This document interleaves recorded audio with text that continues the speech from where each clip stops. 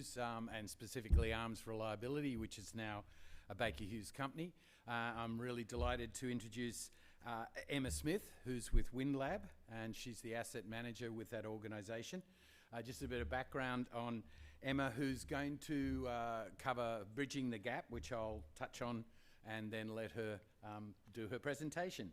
So Emma's from the UK, in the East Midlands area specifically. Majority of her experience is in the rotating equipment world, so power generation and oil and gas, good old turbines.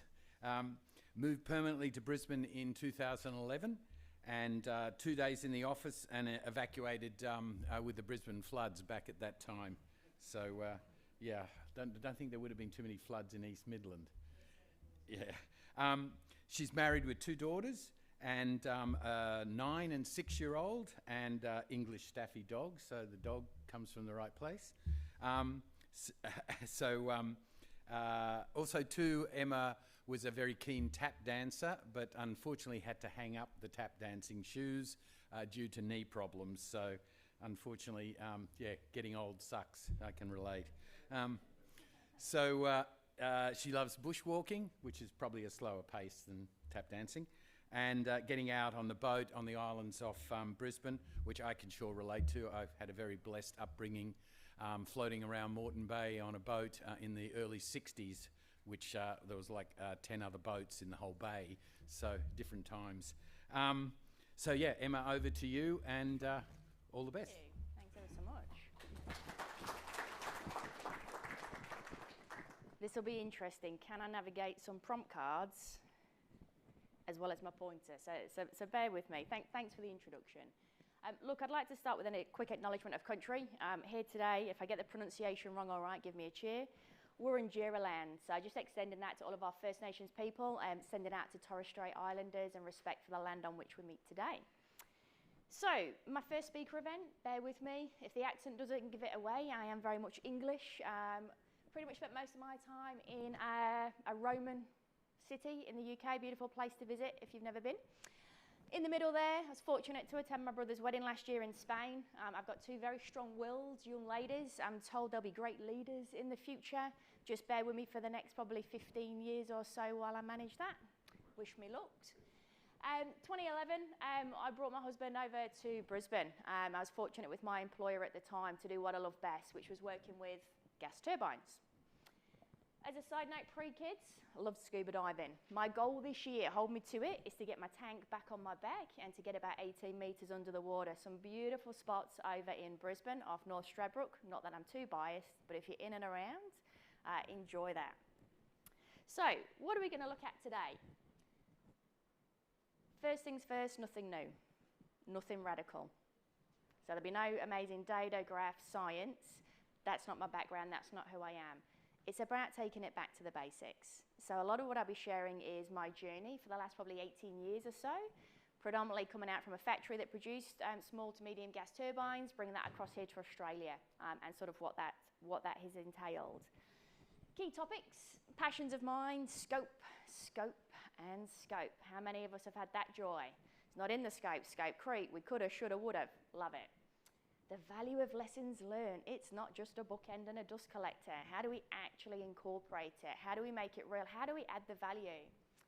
And if you haven't realised already, I do love a good chat. But seriously, have the conversation. So we'll talk to that today in a whole range of different examples. Let's have a look where we go to next. So I'm going to take it back on there. So in terms of, I guess, some of what we cover today is that gap. And for me, a lot of my world was in service projects and outages. So I started out in the UK, the bulk of my career, with rotating equipment, and I got the joys of starting as an assistant project manager in the warranty phase. So customers had just spent multi-million billion dollars, and their gas turbine's already pooped itself. The blade's blown off. The nozzles have cracked. Emma, crack on and deliver the good news. Oh, and by the way, can you manage it and at budget and at cost reduction and keep the margins up and so on and so on. I'm like, oh yeah, sure, yeah, no worries. Yeah, I'm on this. So I learn a lot, and I learn a lot by being on the shop floor with the guys, in the overhaul bay, in the test bed, going out to site, being with the crews. Then I realised an opportunity presented. I'm like, oh, service side of things. But what I'd learnt was in the warranty phase, somebody had done a hot potato and a kick from the commissioning phase, who they'd had a hot potato from construction, had a hot potato then from the sales team. And so it goes on and it goes on and it goes on. Opportunity presents, I get to move into the service world. So managing major service contracts all around the globe was fantastic. But again, there came the hot potato. Oh, Emma, boop, there you go. And I go, shit, where's my drawings? Where's my documentation? Where's my manuals? Where's the basis of decision? Where is any of this? It's in people's heads at best. So all of a sudden I'm going, yeah, geez, wow, this is going to be a fun time. Look, and it was a fun time and some great 10 years that I think have built probably who I am. So while I share that again, and we'll loop that back into knowing your scope, learning, and learning as we go, getting a few more wisdom highlights, I like to call it these days, but I tend to touch them in with a bit more blonde. So let me have a look on what we've got here. Particular passion of mine, value is the value of lessons learned, so we'll cover that. I think I've said a bit about expectations, nothing new, nothing radical. This is about bringing it back to basics. It really is about the foundations. I don't think there'll be anything new today that I share with you that you think, oh yeah, but you go, bloody hell, Emma, you're right. I should have remembered this. How do we actually put this into place? I think that's going to be a lot of what today is. You'll be pleased to know I'd like some participation. I promise not to do a tap dance. My knees apparently are the age of an 80-year-old. I know I don't look quite that old, but that will be some of it today as well. So why? Why do operations care about all of these things? So often I am at the tail end of it. We've taken a machine offline, we've overhauled it, we've serviced it, and we're putting it through to operations. In the last 12 months, I've entered a new sphere, renewables. So looking at wind, solar, and battery. Don't ask me too many technicals, I'm still learning. But interestingly, from an operational world, and looking at the development team as well, working through with construction, what are they going to hand me? Now, fair play, the organisation I'm working for is forward-thinking. So I actually share that as a positive because, again, Emma, how can you get involved from day one? When it's a twinkle in my eye, how are you going to get involved? Going to get involved at the beginning and at the start. And at the review points, feed into that. How are the experiences? How do they play a part? When can we review the scope? When can we lock it in? How are we going to be better adapted to those changes? So, without further ado, now, I'm pleased to see most of us are sort of sat with people. Thinking of that hand grenade, that hot potato, thinking of whether you've got your asset manager hat on, a project manager hat on, you could be an exec in the room, you could be an operations maintenance person. What gets your goat in the scenario that really grinds you down when either you've got a new shiny asset and it's been handed to you, or you've just come off a 3-month major turnaround, you've overhauled every bit of your power station, and all of a sudden it's handed back to you in operations.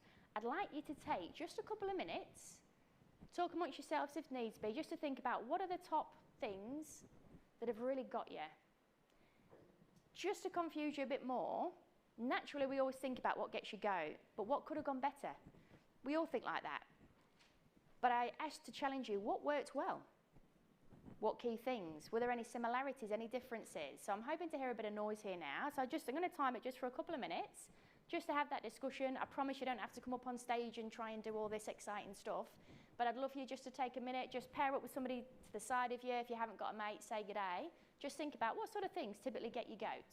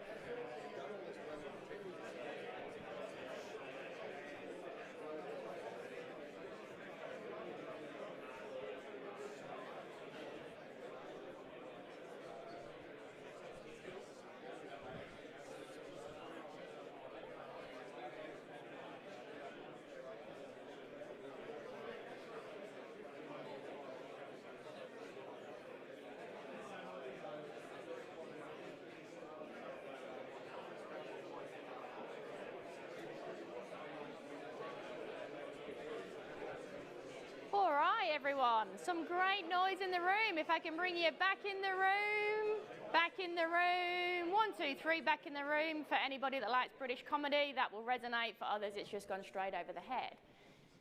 Great to hear the passion in the room. There's clearly some exciting themes in terms of just what's going on. These two gentlemen are living it. Love it. Love the enthusiasm about sharing the ideas. It's perfect. Won't embarrass you, but I'm just going to put a few suggestions up, and I'd just like to see either a few nods and go, yeah, Emma, yeah, you got this. I feel you. Interface points. Sorry, safety, number 1. How does it impact how we do things? Well, in every which way. My favourite, scope. What frameworks are we working to?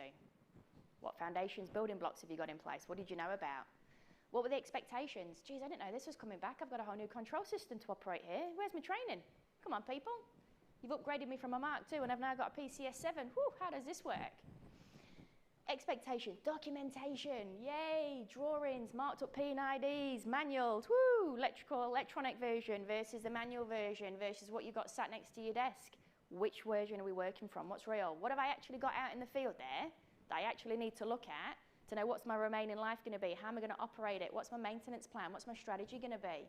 Oh, yeah, I don't know, because the bloke who did it, or the woman, they're out the door, they're gone with that knowledge in their head. Oh, yeah, great, good-o. Time frames, what am I working to? When am I next taking my unit offline? When's the next major capital upgrade? Yeah, don't know. Don't know, let's put a lottery number there. Subcontractor management. Wow, there's a big topic in itself, which we don't have time to cover today, but my word, yeah, I think we're all shaking a few heads to that. Probably at its peak, I manage having more than sort of 30 contractors, is in individual type of contractors on site, and that doesn't represent the numbers. At the peak, there was nearly 500 people on site. The sheer volume of subcontractor management, whew, that was a system in itself. Interface points. This is a topic of interest to me at the moment. I'm looking at things, particularly things like a renewable energy farm at the moment, so wind, solar, battery, the hybrid. The reason I share this is a personal learning. Typically in a lot of thermal, you know when things are becoming online, there might be a slight delay from commissioning, bringing unit 1 on, unit 2 on, unit 3 on, we're up and running. What I'm now realising is actually for the duration it takes to build a renewable farm, it could be a whole raft of months, and we've only got this collector group on, then it's a few months later this collector group. What are my interface points? What safety system am I working under? What permits? What's the scope? What's my responsibility as ops versus actually that's still with you construction? Oh no, it's with the warranty people. Emma, remember your days? That's all the good times. Budget. Oh, never do we ever have enough budget? Not likely. Contingency ever enough? Not normally. Resources. Accommodation. I'll touch on that briefly again because my landscape's changed as we get more remote. You'll be pleased to know you'll be up off your feet soon as well to talk to that one. Change management. What do I mean by that? I mean the human lens, the human overlay. Continuous improvement. It's the people side of projects and what we do. Love a good contract. My background service contracts. Who doesn't love pulling that apart? It really comes down to relationships, but that's another day. Communication. Having the chat. Having the conversation. Challenging. Questioning the ideas. Where did it come from? Were these sort of typical things amongst yourselves that you kind of, some of it came up? Probably anything new or different that you think's worth shouting out? Anybody in the room? No? Okay, cool. Thank you. I'll see where we're going to next from here. So why is scope so important? Without scope, how do you know what success looks like? Do we know what we're dealing with? Rarely. Do we know how we're going to define the schedule? Is the cost accurate? Does the cost actually match your scope? Does the scope match the cost? Does it match the time frame? Contracting strategy. That's an interesting one at the minute as I look at more and more businesses looking for split contract management. Need to know my scope, division of responsibilities. What do we want the terms and conditions to be? What pain gain do we want to share? There's a whole raft that feeds into that start point of knowing your scope.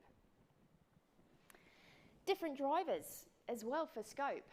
Service providers, for example, have a whole different lens when I think of my days as a service provider to an owner-operator, to a third-party asset manager. There's a whole different raft of those scopes. Scope isn't just necessarily just about thinking of your actual assets, which burners we're going to change out, which igniters, which stage 1 to 4 blades are you going to change, Emma? This could be in terms of, okay, the whole of site, the plant. What's the scope? Is it just to limp it along, band-aid it? We've heard of the old greasy rag and just, poof, next through to the next one. Are we thinking long-term? What's the next 15, 20 years? Where's technology play a place in this as well? Particularly when we look at Sol's work from this morning. Very interesting stuff. Me personally, some of the ways we've done this is at every review point, engaging operations early, and I've not always been on the operations team, but in regards to at the beginning, when it's at concept, when it's at design, those review checkpoints, we hear the buzzword stop, check, review, they're kind of real. And for most of us in a project and an asset life cycle, those different phases give us an opportunity to challenge. There was an exercise many years ago for myself, and there was a major outage planned, basically, and people were looking at the time and the cost. We literally pulled out every line item from SAP of every component from that plant. And I had the joys of work, so I'm not an engineer, just declaring that. And I had the joys of working with my subject matter experts. What's this? Well, have you got 2 of these? We only replaced these last week. Surely that's got a life expectancy now of 15 years. Oh yeah, shit, yeah, we didn't think about that. And we need to update the data. Feeds back into the scope. This is all basic stuff that we're covering here, but again, it's just that reminder of doing the basics. Talking with the team, hey, operations, you were offline last week. What did you do? Oh, yeah, okay, yeah, blimey, we need to be looking at a burner set now. We weren't thinking of changing out all the burners this time round, but to ensure production, we need to get that back up and running. We'll do it now. We're going to plan for it. Knowing our scope feeds into so many things. Safely, how are we going to conduct the work? Is it constructible? Constructability reports, the methodologies, operability, the strategy, the environment that they were working in, the communities. Contractors themselves also know their expectations. I'm not talking about getting a contract on the table and holding them to it, but actually what are they expected to do? Understanding their division of responsibility. So, partway through, you'll be pleased to know, and I'm going to do something you may or may not thank me for the introverts on the room. I'm going to get you, unless you've got a medical certificate or note, can I get you all on your feet?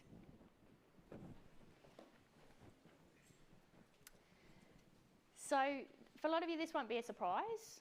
Projects that we're working on now, certainly in the renewable space, but I think collectively, they're getting more and more remote. So imagine we're here in Melbourne today, and I'm trying to get us to say, I'll stick with what I know, I love the Sunshine State, Julia Creek. Not quite at Isa. Not quite at Isa, but not far off. So we get on a plane today. What's that? Into Townsville. There's a few direct flights to Townsville now from Melbourne, yeah? What's that, about 3.5 hours, 4 hours, roughly? Pick up my car.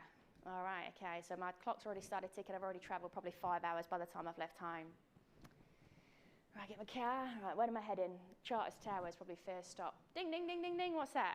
Oh, bloody hell, yeah, 2 hours I've been driving. Stop, fatigue break. Another couple of hours, I might be closer to Hewenden maybe. Probably not quite at 4 hours. Ting, ting, ting, another stop. And so on, and so on, and so on. We get there. It's about 7.5 hours later. So probability, you've had to stay over in Townsville to ensure that you're safe and refreshed to get there. When you get to Julia Creek, nice spot. Been out to a lot of cattle stations out there. Quite like it. No Kmart. Bloody hell, what am I going to do for my shopping? It's the kid's birthday tomorrow. No major hospitals. Limited accommodation, and I will bring into this. Our projects are getting more remote. I share that, knowing your scope, how are you going to get there, how are you going to deliver it, how are you going to plan for it, what eventualities, what communities are you working with? Oh, you can all sit down. Hopefully you've stretched your feet. Hopefully that'll see you through to lunchtime, just to freshen it up, I kind of hope. The reason that I share this particular one in terms of accommodation, you're going, Emma, where are you going with your ramblings? One conversations we're having at the moment in terms of some of the projects that we're looking at, and I will say in the renewable space, not specifically for the company I might add that I work for, but is where do we place people? How do we attract them to the area? So many of these renewable farms that we're going to be looking at, particularly like the red zones that we've seen all the governments and that announce, some of the townships, guess what? They don't want us there, some of them. They don't want a FIFO type camp. Well, how do we bring people in? Where are they going to stay? What are the facilities? Some of these places may have a pub if you're lucky, which is great, but we don't really want to be encouraging our workers to be having a few too many sherbets on an evening. We know what that can lead to. Getting in early, and some of the conversations I'm now having with the construction and development team is how do we get around this? So what's the construction team's plan? Okay, so you're going to build a temporary accommodation. Okay, do we utilise that? What facilities are there? What's the cost impact? Do we work with our local councils? Do the local councils want to get involved? What other projects are in the area? Can we share some of the costs? How are we going to attract the people? We need some accommodation and facilities. A lot of people here will still be doing FIFO. Different to what we've seen in the landscape when I think of typically like mining. Quite normal, quite usual. Renewables is the way forward. We've seen that. We've seen Sol today. We've seen about the whole electrification of Australia. But what's that actually going to look like on the ground? I'll go full circle again. Know your scope. Not just of your turbine, not just of your wind turbines, your solar, your battery. What is your entire landscape that you're looking at? This is a bit of a cheesy one. For those that have worked with me in a past life, probably saw this at the end of one of my outage reports. PPE. Normally we think of the old harness, safety hat, everything else. Nah. For me, greater planning, greater preparation, generally will allow for a smoother execution. Now, I'm not so naive to go, oh yeah, I mean, you've covered plan and prepare, you execute, you got no dramas. Absolutely not. What it allows me, the team, and others to do is to be able to respond to that uncertainty. Because there's going to be uncertainty, there's going to be scope change, scope creep, budgets might blow out, your budgets might be reduced through no fault of your own, and business directions change. I think these are real examples. By allowing these review points, allows us to be better prepared. So lessons learned. Again, some people may have had the pleasure of working with me on one of these. It's not a bookend, it's not a dust collector. To me, it's continuous improvement. Now, what I put together on the slide, to be honest, is atypical. We go through concept, design, plan, we construct, we commission, energize, we hand over. Boop, there you go, operations, crack on. Yeah, I want 50 megawatts a day minimum at this amount of, dollar value. Why aren't we reviewing and adopting at each section? Your stop point, your review point, you check your scope, how you're traveling. Personal experience I'd like to share of what worked well, but I hope maybe some of you may consider today. When we think lessons learned, how many of us get bored by death by workshop? Days upon days. And there's some person like me in the corner having a soapbox session, taking all the words from everybody in the room and using all the oxygen. Nobody gets to listen. And it's just another tick and flick, right? Hence why they become dust collectors. What we did at the end of this, it was a major outage. It was the biggest outage for this particular power station. We actually knew what that was going to feed into for the next major outage only 3 years away. Like, it was that close. We broke it down into small workshops. Guess what? Radical. Doesn't have to be a whole day. Why not an hour? Why not an hour with the relevant groups? We broke it down: electrical, mechanical, day shift, night shift, safety, environmental, even to the leaders, to the execs. Do you know what the hardest thing in all of it was? The first thing I got people to think about, and I'll acknowledge I had some external facilitation help me so that I could actually be involved because I led and was responsible for this particular outage. What worked well? What would you do again?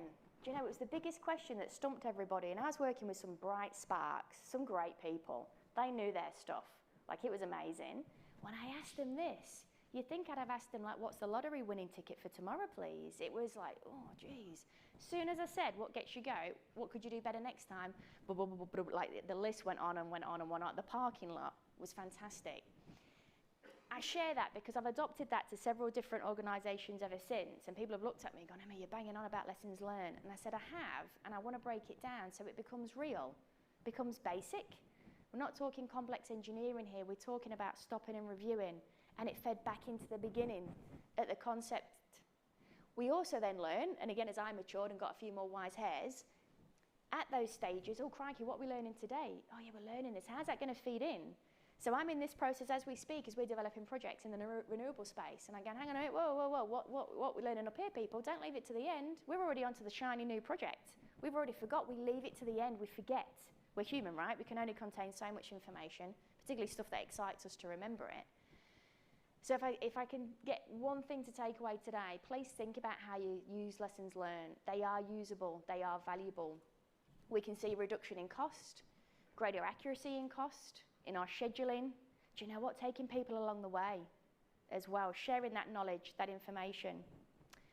Another thing I learned, and I share this again, you may already do this, but I'm still seeing it sometimes, sadly, even now. Anybody get the joy of project reporting? Yeah, lovely stuff. So I say that, but reports actually have quite a big value, particularly for a communication and as a visual representation. Remember coming into an organisation, I was 6 months out from starting a major outage. Everything was all green. Green report, green report, green report. And I'm like, bloody hell, this is a major outage, multi-million-dollar outage.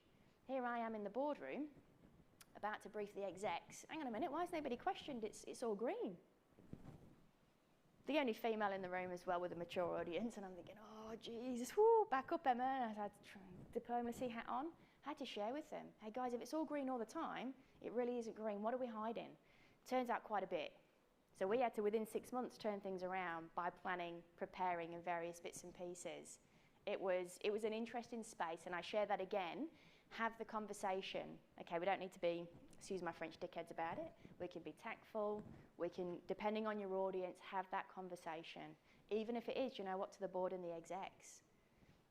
It's often easier said than done, right? And it can take a little bit of backbone to be able to do it. But the value you will get out by doing so is quite something. You'll be pleased to know I think we're almost coming to the end. So what happens when things change? So somebody who loves change management, and I'm not talking in terms of, you know, your ProSci certified people. Yes, I've done the ADCAR and all the rest of it, probably a number of us have. But it's the human approach to the overlaying of any projects we deliver. And it might be from a service project, building something new.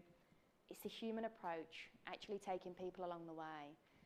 Change really is about continuous improvement, which feeds me back nicely into lessons learned, which feeds me back into scope. They are the three main things over and over again. It allows us to do the whole check review points. It increases the likelihood of our project successes by coaching people, by taking them along, by stopping, checking. Probably one thing I did forget to share actually on the lessons learned, and this is probably a broad observation. Trust in your SMEs and your subject matter experts. Allow them to do what they've been brought in to do. I've found in previous lives where people want that control because they want to know we're on top of scope and on top of budget. And then we're paying the SMEs to come in, the subject matter experts, whether they're electrical, engineering, whether they be schedulers, planners, you name it. But we're trying to do it all. Not only are you doing it twice, that's a huge amount of inefficiency there. So the biggest thing I implore, again, is this approach, as we bring people along that journey, is actually trusting your SMEs, the right people. Actually allow them to do what you've brought them in to do. So in the final couple of minutes, this probably is about the only bit of data that you'll see from me. When we incorporate change management with a lens of checking in at scope, checking in on lessons learned, reviewing, bringing people like the ops team, the maintenance team in at the very beginning, working in with the designers, with the developers, with the construction team, with the commissioning team even, 6 times more likely to achieve our project objectives, just by putting that human interface really in there, by having the conversation. 5 times more likely to stay on, possibly ahead of schedule. Woohoo, that'd be great, we'd have a green tick there, or at least close to our baseline. 2 times more likely to stay on budget. Keep us closer, less variations, less scope creep. These are all big things, and I suspect from some of the nods I'm seeing around the room is probably somebody's everyday bread and butter. I know it's been mine for the last 18 years of just trying to find ways, taking the time. One of the outages I did when I talk about having the conversation, for every week for 3 months, I used to do twilight shift, and I used to turn up on a Wednesday mid-morning deliberately to stay with the night crew, so I could actually see the changeover, because I knew my night shift would make or break the productivity for my day shift. Why do I share that? I share that because I didn't go out with a clipboard. I didn't go out with an auditing tool. I actually went out to have the conversation with the people on the ground to go, hey, travelling, you've been away from home for 6 months. We've been doing the pre-planning for 3. We've got 3 months under our belts. How are you going? Safety. How are they travelling? How's fatigue? Did they have everything they needed? Tools, equipment. Oh, yeah, Emma, actually, we're still waiting on these parts that are due in from the OEM, blah, blah, blah. Those conversations, that checkpoint of scope, and at times having to change the scope on the run because things hadn't come in time and you're up against pressure to get things back online for production, having that conversation did allow us to stay closer to a schedule and an honest schedule and keep tracking how we were going. This is the world according to Emma, is probably one of my final bits and pieces here now. Scope is your input to everything and the output of what success looks like. We can measure it. We're all responsible. Oops, that's not the right one, is it? For change management. We're all responsible for ensuring the scope. We're all responsible for ensuring lessons learned are actually done in a way that's meaningful, that's usable, and not just a tick and flick of the process on an audit tool. have the conversation. And if you don't feel comfortable and equipped to have that conversation, I hope that you work in a safe enough space so you can work with a peer or colleague to raise that issue diplomatically, professionally on your behalf. Because they will be the things, often that quiet person in the room that's got the bright idea that can get you out the brown, that can ensure that you're safe, that can bring things back in on track. Can't underestimate the value of those people, and by breaking down your lessons learned into mini workshops, they get a voice, they can be heard. They'll look at the scope and see right through it straight away. You'd be absolutely amazed what they might come back with. Live the change. Bit cheesy, but I like it. I'm going to stick with it. Live the change. So a couple of things. PPE, plan, prepare, execute, world according to Emma. Live the change. Scope is your input, and it will be your outputs. So I think that's all of my rambles. Hopefully I didn't talk too quickly with the old accent. The more passionate I am, the quicker I speak. And hopefully with the joys of these, I didn't go too far down the rabbit warren, and that you enjoyed and learnt from it. Thanks so much, Emma.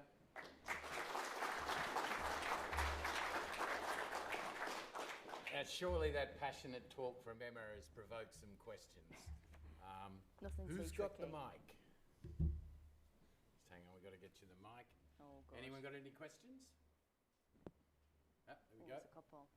Yeah, I've got one. Just about, you speak about SMEs being so important. I guess a lot of industries go through a process where we feel like we're losing a lot of knowledge Yeah. and experience.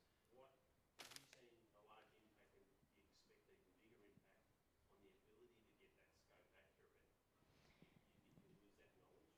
Yeah, look, absolutely. And I don't know that I've got the answer. I can share observations, I guess, for want of a better word. So not trying to be on the fence, but in terms of I haven't found the answer. Certainly probably about, what would it be about now, 6-7 years ago, leaving a mature organisation with a huge amount of knowledge. And often it became apparent a lot of people were retiring, actually. That was the biggest loss at the time. Now with the resource shortage, and we heard this morning trying to get a lot of the younger generation into like STEM. I'm a big advocate for my two girls especially, just to put that in there. I don't yet know if we've found the answers. I see a lot of organisations now thinking about bringing people back through, encouraging them, bringing them in. But I also see at times an unrealistic expectation that people can do it all. I think probably that's the biggest thing I'm observing at the minute in any organisation. So please, that's not Emma according to Windlab. This is Emma as a person, and the colleagues and my networks that I talk to, is we're actually becoming so general. At what point do we bring it back? We do still need our SMEs. They inform our decisions. They absolutely help steer us in the right direction. They help us weigh up risk. With risk comes opportunity. Yeah, look, I honestly haven't found the answer to that yet. I have observed it. I am old enough and have been around sort of, the last 25 years, the last 18 predominantly in rotating equipment, but have seen that decline. And it saddens me, partly because a lot of what I've learnt today is by working with mature SMEs. They've taught me a lot of what I've known. They've given me the time to explain and understand, and I don't see that everywhere anymore. So yeah, huge risk, I think, to every industry. And as we see the push now we've got to build so much in the renewable space, for example. Crikey, where do we get our people from? Transferring those skills, enticing new people in. It's a challenge, and I'm yet to have the single answer, and would love to hear, people's thoughts and ideas in that space. So thank you. Any more questions? There's one up the back there. Yeah. I look after ops readiness and rail maintenance basically at Tinto. Oh, nice. The question I have for you is around advancements in technology. So, look, the challenge that we currently have is that with the introduction of AI and technology, we've got SMEs that have 20 to 25 years experience. Yeah, nice. The challenge we have when we look at the user requirements piece, which drives into the scope, is how do you introduce technology that no one knows, considering that you're cost constrained, you've basically got a target, your scope is driven by current technology. You going into renewals is a step change from where you've come from. Yeah, very How do you address that? Sadly, I think without an investment of time and money, I don't know that anybody fully can, because that's all about knowledge and actually upskilling people. So if I've got time, bear with me on a bit of a rabbit hole to partly answer your question. So when I had my second child, I realised I couldn't travel anymore, and I left a job that I loved and was very passionate about to take an opportunity to be 5 minutes from home. So I went to work for my local council. Crikey, that was a world, having come from big corporate, big globals to GOCs and the like. It's like, geez, I'm okay. 5 minutes from home now, think of your girls, think of your girls. I share it because I took on a team of 55 operations, roads, drains, marine. Just so you know, civil engineering is not for me, just declare that. Coming back to your point though, predominantly the age range I was dealing with was probably 55 to 65 of these 55 people. Probably 50 of them were mostly trades out on the ground. They were illiterate, couldn't read and write. Was rolling out a brand new asset management system. Yay, go me. And then that was part of your workflow. That was your works management system. So we're trying to read and write, an iPhone, a tablet, new system to get your work, emails, phones. These people were bamboozled. The only thing I found in the end that worked, and corporately as a council, they're like, oh yeah, we've done all this training, come to this session. Big groups of people sat with their mates, don't want to talk and put their hand up that they're not keeping up with the technology advances. It wasn't working for everybody. Some it did, yeah. Some people were like, yep, I'm off. And there's always those few that grasp it. The ones that didn't, I can't tell you how much time I basically rallied up a few of my experienced team members. I'm not talking age here, but that knew the products, that knew the technology, knew how it worked, to actually go out one-on-one, and also not to book that time in, believe it or not.